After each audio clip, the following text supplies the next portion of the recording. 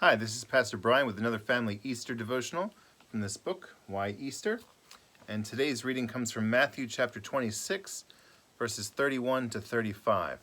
So you can read Matthew 26, 31 through 35, pause the video, and come back in just a minute. Welcome back. I'll read what the book has to say, and then provide a couple comments of my own and give you some questions to talk about.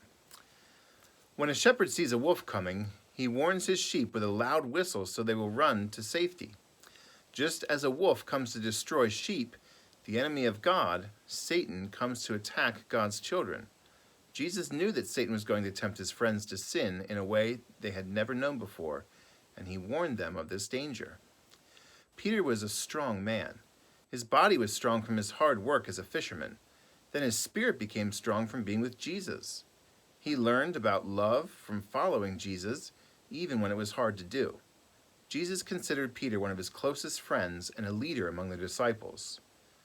But had Peter begun to rely too much on his own strength? Instead of listening to Jesus' warning, Peter said he would never stop being Jesus' friend. Instead of admitting any weakness, Peter thought he was stronger than the rest of the disciples.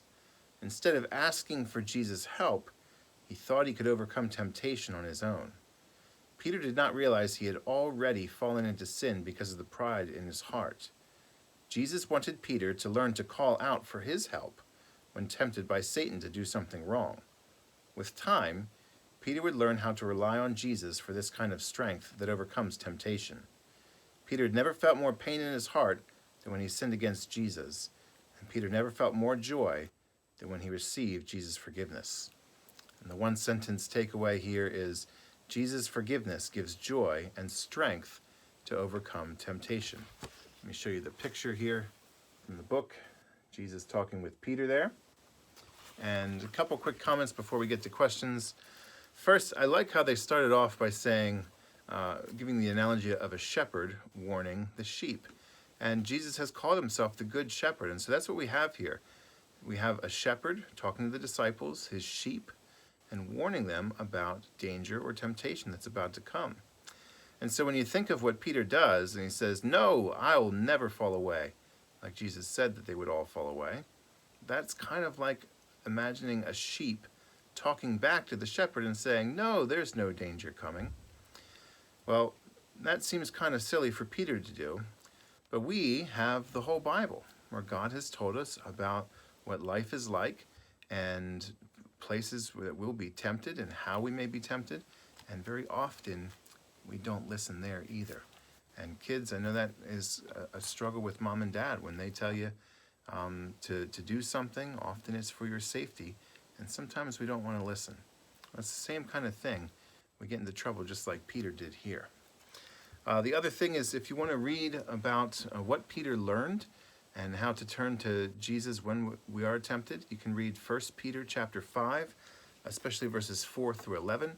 And if you'd like to read more about Peter receiving forgiveness from Jesus and being restored, you can go to John chapter 21, verses 15 to 23. All right, some questions for you. First is, what did Jesus know would happen to his friends? What did Jesus know would happen to his friends? And for if you have a little bit older children, think about how that applies to you and where you can hear what Jesus says will happen to you.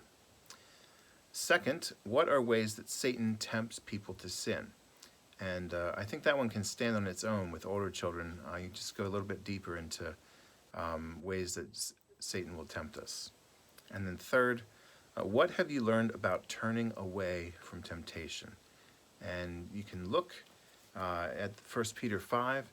Also think about that idea of Jesus being your shepherd. And if temptations come into the sheep, where ought they to turn? All right, with that, I hope you all have a great night. And I'm looking forward to when we can get back together again. And I'll talk to you later. Bye-bye.